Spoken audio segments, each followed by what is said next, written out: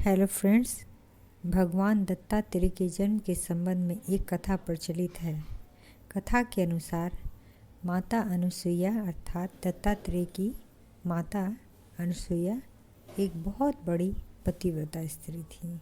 एक बार की बात है, नारद जी ने जाकर तीनों देवियों से कहा अर्थात लक्ष्मी, सरस्वती और माता पार्वती से कहा कि महर्षि ऋषि अत्रि की पत्नी अनुसुईया बहुत ही पतिव्रता स्त्री हैं।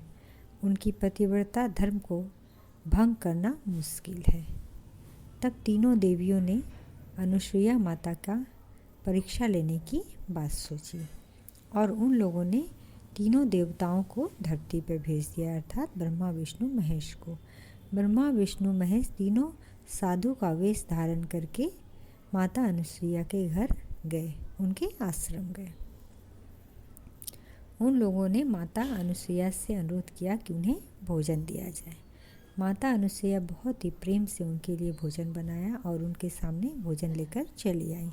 परंतु परीक्षा लेने के उद्देश्य से तीनों देवताओं ने माता अनुसुईया को कहा कि आप हमें निर्वस्त्र होकर खाना परोसें।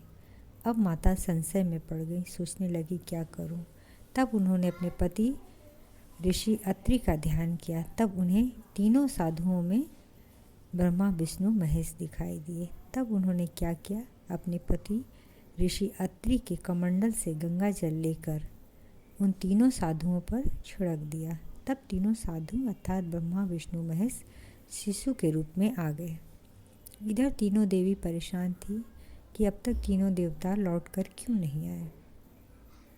फिर तीनों देवियां धरती पर आईं और उन्होंने माता अनुसुईया से क्षमा याचना की। फिर तीनों देवताओं भी माता अनुसुईया से क्षमा याचना किए और तीनों देवताओं ने कहा कि माता अनुसुईया, मैं आपके गर्भ से जन्म लूँगा। और दत्तात्रेय के रूप में तीनों देवता अर्थात ब्रह्मा, विष्णु, महेश ने जन्म लिया। यह है दत्तात्रेय भगवान की जन्म की कथा। नमस्कार मित्रों, दत्तात्रेय भगवान की जय। हेलो फ्रेंड्स, भगवान दत्तात्रेय के जन्म के